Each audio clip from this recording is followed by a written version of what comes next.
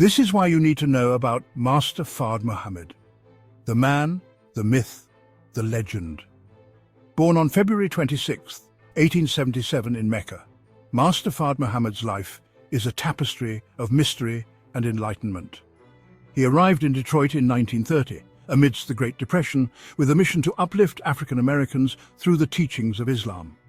With charisma and wisdom, he founded the Nation of Islam, forever changing the landscape of spiritual and social justice. Curious to know more? Hit that subscribe button. A Venerian, one of Valiant Thor's own, who was known to us as Master Fard Muhammad.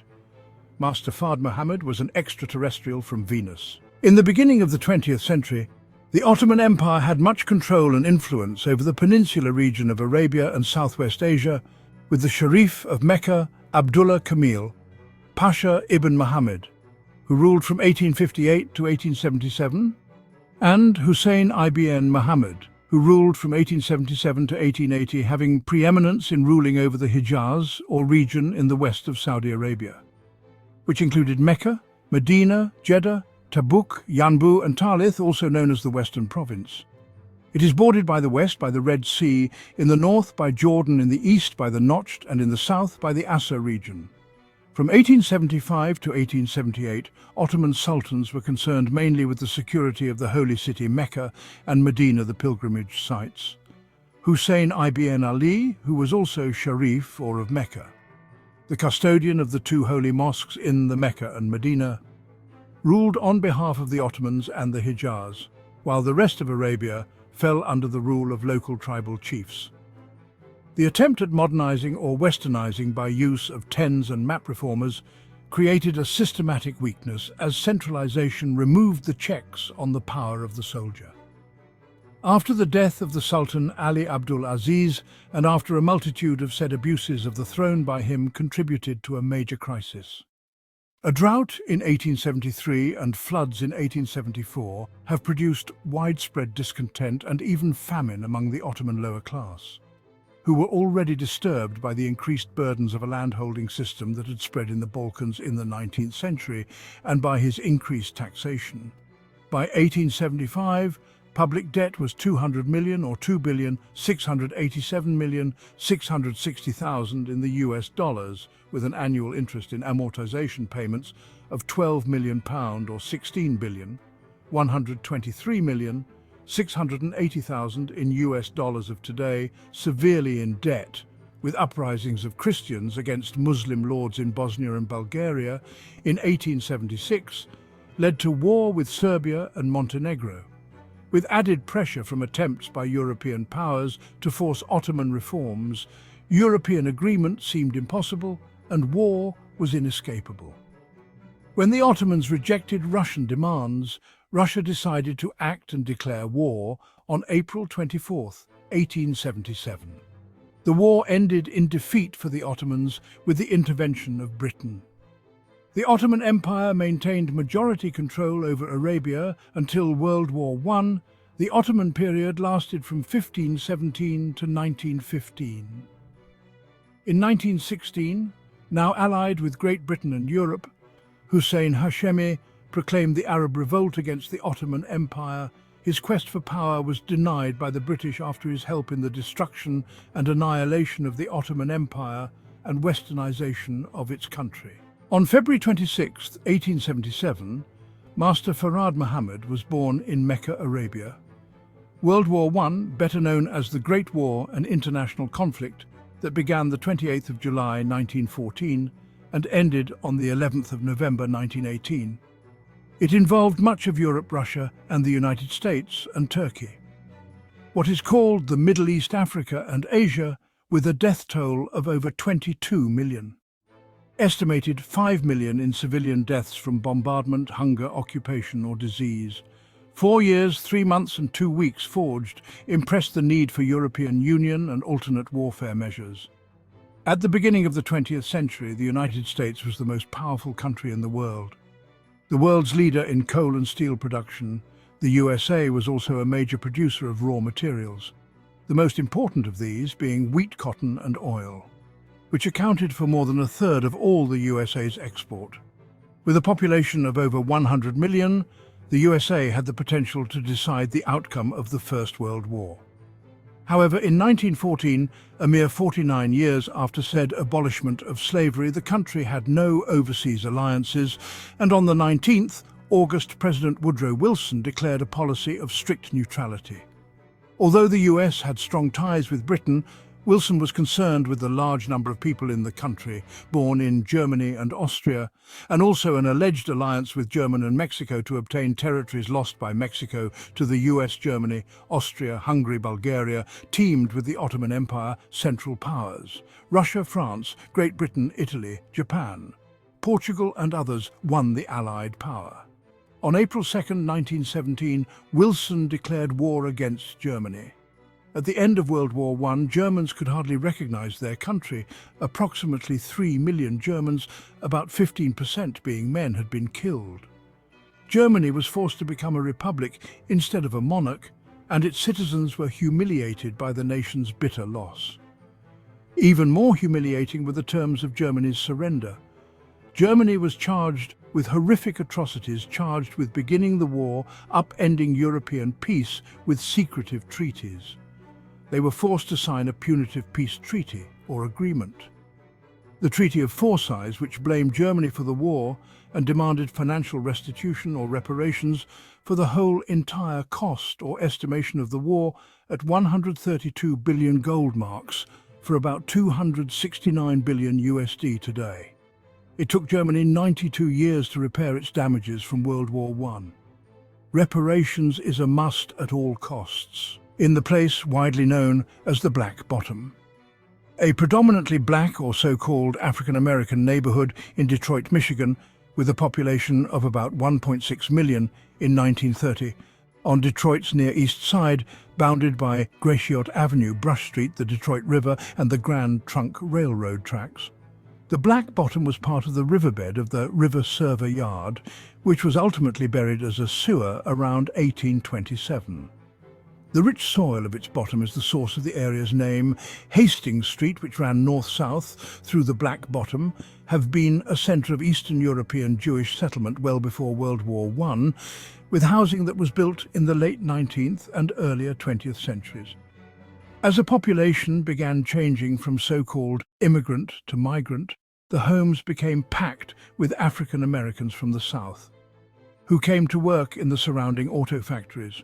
Restrictive housing covenants prohibited them from living in most other parts of the city. Black Bottom suffered more than most areas during the Great Depression, since many of the wage earners worked in the hard-hit auto factories.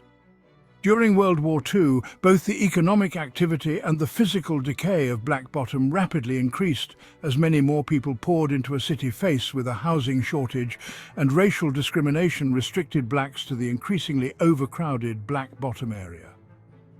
Black Bottom would soon see its residents and businesses forcibly relocated and the community destroyed.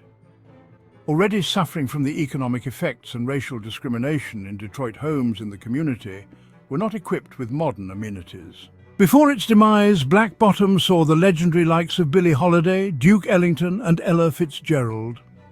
The community acted as a backdrop for thriving clubs and bars, with about 350 businesses and music in its DNA. The Black Bottom was dubbed Detroit's Black Wall Street. It said that if you needed anything, you can get it on Hastings Street, which was the primary artery that businesses were on. There were bakeries, insurance companies, doctors, tailors, dentists, and it was all wiped away by 1975. Notably, the Most Honourable Elijah Muhammad passed in this year as well. The life-giving teachings of the Nation of Islam was also victim of this attempt to murder and wipe away after his demise on February 25, 1975. The Black Bottom area was eventually demolished, as many historic black-owned areas, towns and sites are and have been in the United States of America.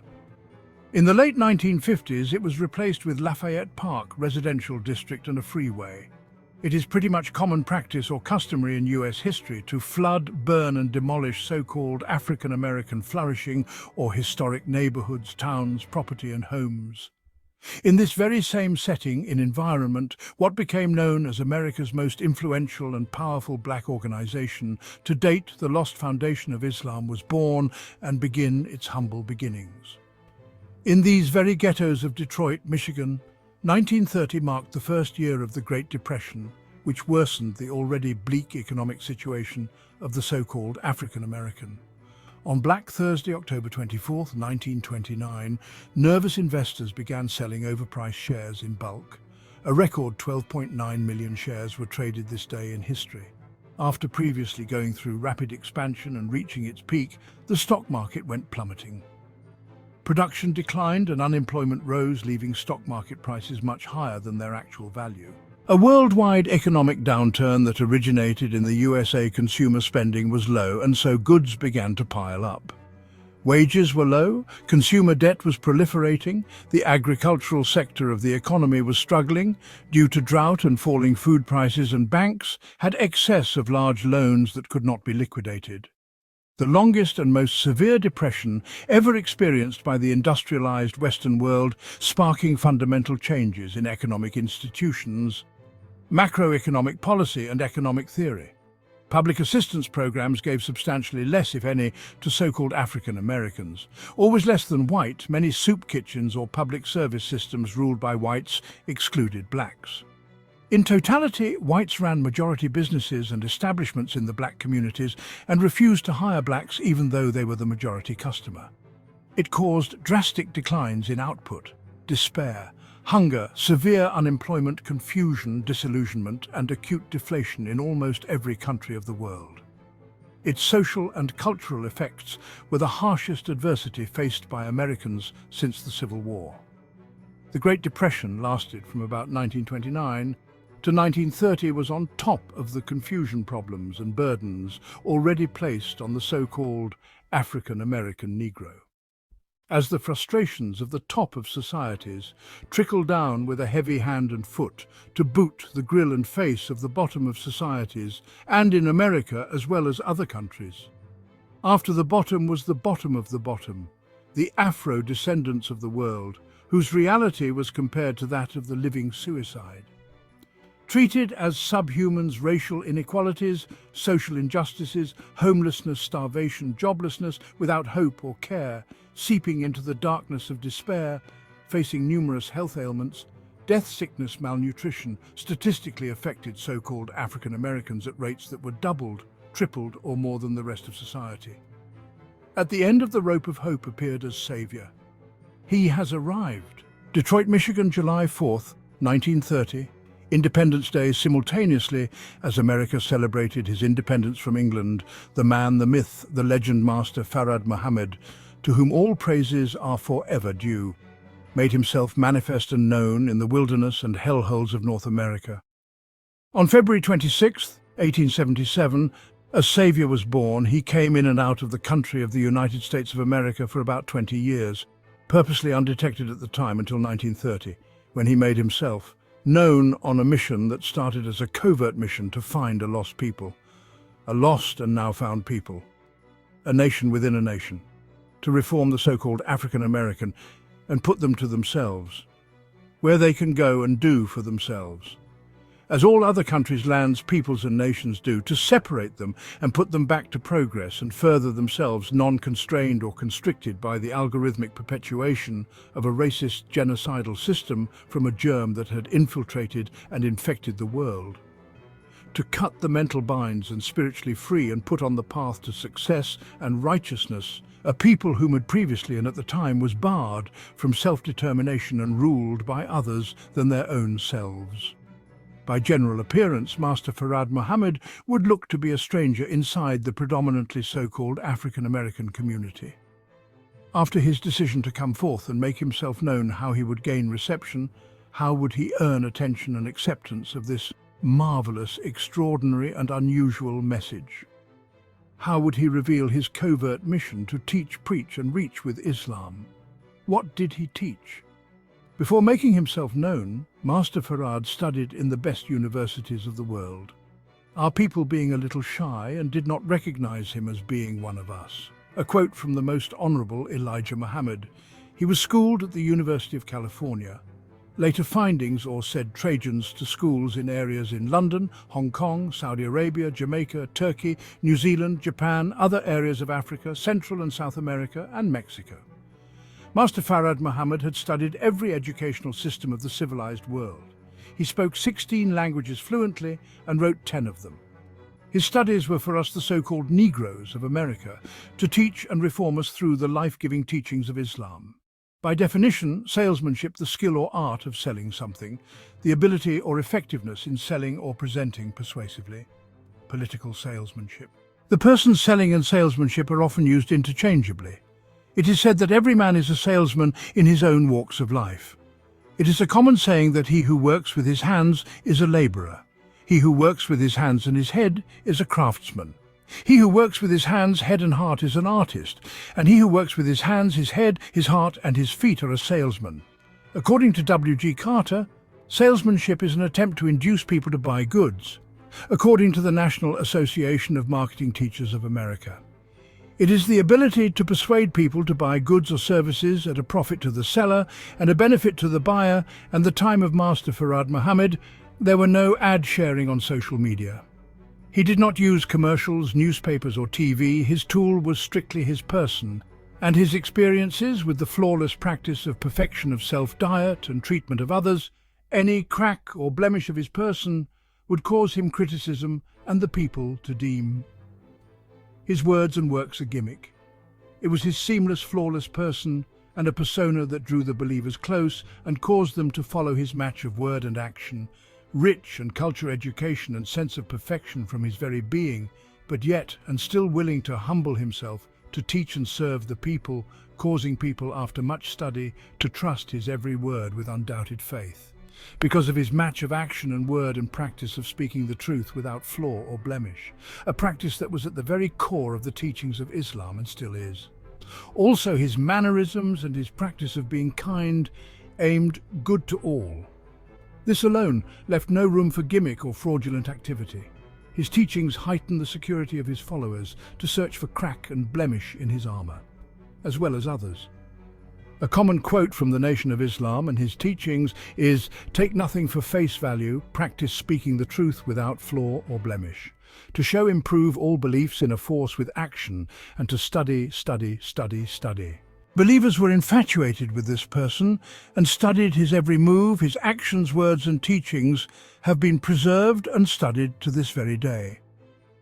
Any claim of fraudulent activity has been faced with the test of time, and if there is flaw, it should, at least by now, with 92 years of time, being proven in no limit of time and beyond a shadow of every doubt. Master Farad Muhammad began his mission using the art of salesmanship, disguised first as known to the public as a peddler, selling suits, artifacts, beads, leather bags, silks and raincoats, among other things, to gain access to the people. The items vary among sources. As he set up shop on the street corners and areas of Detroit, he would gain attentions of the people whom passed by making statements such as these, "Wares are from your home country." His emphasis being more on the statements in conversations with the people than on selling and making profit, drawing speculation and interest alike from his appearance and familiarity with and understanding the overall so-called black culture experience in history.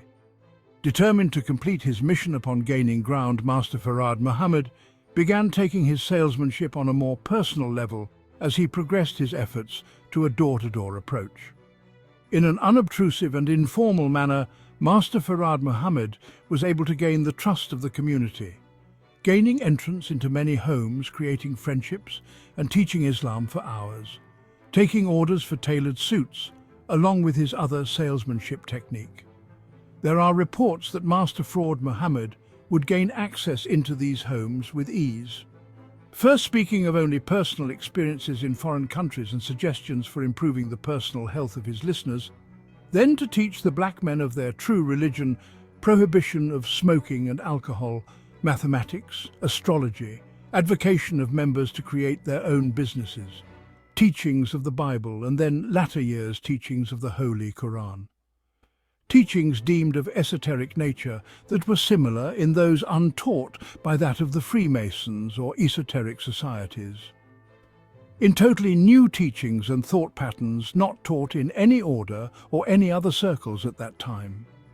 He gave and taught history lessons never told or taught to the so-called African Americans, high refinement culture, analytical thinking, mathematical equations and dietary restrictions. There was great emphasis to make sure that the so-called African Americans lived spiritual, productive and healthy lives. He was educating and reforming the masses, whom would in turn educate and inform the masses, the highest level of charity by giving oneself. It is said that although Master Fraud was not Caucasian, that upon first glance he appeared to be Caucasian, which was an advantage at this time in history. There were those that felt inferior, were ignorant. His appearance caused confusion and also curiosity. Along with the items he sold, there were many other reasons to bring curiosity. That would warrant opening the door to quench that curiosity for these future believers and followers of Master Fard Muhammad. Once the door was opened, Master Fard Muhammad taught on how the silks he sold were from their home country and acts he would eat at the houses as a guest. Whatever was given, there is no evidence of him turning away anything that he was given to eat, regardless of how unhealthy or orthodox. He would then teach them the wrong and rights of the foods to eat and how to eat to live. He would give teachings of how the black man was the original man, the Asiatic black man, the Battle of Armageddon, the creation of man and mankind, the tribe of Shabazz, of superiority and not inferiority, which was taught at the time by the white men, and plenty reasons to stand tall and proud as a black man.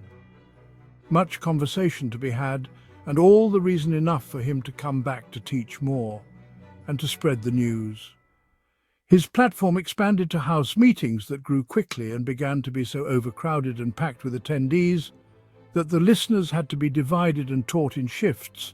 Some had to stand outside out in hallways just to hear his teachings to accommodate Master Fard Muhammad. Then gathered the believers to collect money in community effort to acquire a hall that would act as a temple to serve the community where meetings were conducted. It is around this time in which believers said that Master Fard Muhammad introduced the Quran to the believers, whom were mostly only acquainted with the Bible. He also began disseminating texts that served as authorized manuals for faith in which the believers would learn word for word, verbatim geography, astronomy, biblical and Quranic deciphering, and more. During this stay, it has been stated that Master Fard Muhammad had a minimum of 8,000 to 9,000 followers in 3 years, a difficult task for even social media of modern times. All praise is due an account by Bernstein Sharif Muhammad, Master Fard Muhammad's personal secretary. After encountering Master Fard Muhammad in October of 1932 in Detroit's Black Bottom when she was 17. Every Tuesday we had a picnic with Muslims only. We danced, we played games, especially baseball. At the picnic we would win prizes. She recalled that Master Fard Muhammad wrote her lines at the bottom of his notes, and letters always read what you type, he insisted. Don't close your eyes and trust in God. Bernstein was amongst the best students in acquiring secretarial and clerical skills, including her ability to type nearly 100 words a minute without error. During the times of the Depression, life was harsh on the so-called African American. Master Fard Muhammad rallied the troops, pushed the establishment of black business created by the members in schooling of self as well, do for self. As membership guru, Master of Muhammad named his organization the Lost Foundation of Islam, begins registering the believers, giving out holy names, and established the University of Islam. It is evidence that there were approximately 40 schools established by the Nation of Islam in Detroit alone during the 1930s. This was where school-aged children of the believers attended school owned and taught by members of their own communities. Things such as Muslim girls training general civilization class and the fruit of Islam were also established. The school-aged children were taught math, science, astrology, cultural refinement and discipline, among other things, in the University of Islam. Adolescents and women in general civilization class were taught how to keep their homes cleaning, cooking manners, and how to take care of their bodies, among other things. In FOI classes, the adolescents and men were taught how to care for themselves, trades, how to take and handle positions in the organization, drilling, and many other things. The organization was run like a well-oiled machine and became more and more governed and controlled by its members. Master Farad Muhammad effectively taught the members how to be self-sufficient and run the Nation of Islam independently. It still stands today. The more structured the organization became, the less Master Fard Muhammad was involved and even seen. During the last of his 3 years, it was stated that Master Fard Muhammad appeared almost never to his followers. The nation's effect on the community and progress grew attention to the organization. Harassment by police and persecution by whites, not different from modern times. This rapid godly progress struck alarm and fear alike in the surrounding neighborhood of whites in the government. In fear of retaliation of their harsh treatment of their not-so-distant former slaves. Total freedom, self-determination, and knowledge of self and others was not the intention of the US government, which put them in a fear of the terror that this could cause. Master Fard Muhammad and his teachings began ringing bells near and far, so much so that many members of the lost foundation of Islam granted him the name of prophet, although Master Fard Muhammad himself didn't say so. One standout point and tactic that was taught to the believers with the art of the suit and immaculate appearance in a top-tier fashion. They're dressed in highly modern civilized attire that would blend in and outdo those of America's highest of society. Something which was only seen mostly of the very wealthy and early times. The suit was worn, and their immaculate manner of dress spoke of the members' professionalism and demanded respect due to the fact that this appearance shows that the members have the utmost respect and care for themselves and others. Their attire gave a leg-up advantage of respect regardless of race, creed or word spoken. Before the members even opened their mouths, their dress posture, attitude, groom, clean shaves and mannerisms spoke volumes. Quickness, fast-moving cleanliness internally and externally right down to the modern times. Accounts of Erdman Bainan, which were published in 1938, corroborated this time period of Master Fard Muhammad's life from 1930 to 1934, with accounts and testimonies from approximately 200 families whom followed Master Farad Muhammad. A statement from a member of one of these families quotes massive, rare Muhammad, that's saying, "My name is W.D. Farad and I came from the holy city of Mecca. More about myself I will not tell you yet, for this time has not yet come. I am your brother. You have not yet seen me in my royal robes," in the most honorable Elijah Muhammad's words. He began teaching us the knowledge of ourselves, of God and the devil, of the measurement of the earth of other planets, and of the civilization of some of the planets, and of the civilization of some of the planets other than Earth. He measured and weighed the earth in its water, the history of the moon, the history of the two nations, black and white, that dominate. The earth he gave the exact birth of the white race, the name of their God who made them, and how and the end of their time. The judgment how will begin and end. He taught us the truth of how we were made slaves, and how we are kept in slavery by the slave master's children.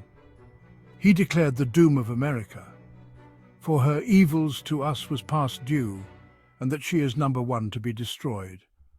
A judgment cannot take place until we hear the truth. He declared that we were without the knowledge of self or anyone else, how we have been made blind, deaf and dumb by this white race of people, and how we must return to our people, our God and his religion of peace, Islam, the religion of the Prophet. We must give up the slave names of our slave masters and accept the name of Allah God or one of his divine attributes. He also taught us to give up all evil doings and practices and do righteousness or be destroyed from the face of the earth. He taught us that the slave masters had taught us to eat the wrong foods and that this is the cause of our sickness and short spin of life. He declared that he would heal us and set us in heaven at once if we would submit to him. Otherwise, he would chastise us with a severe chastisement until we did submit, and that he was able to force the whole world into submission to his will.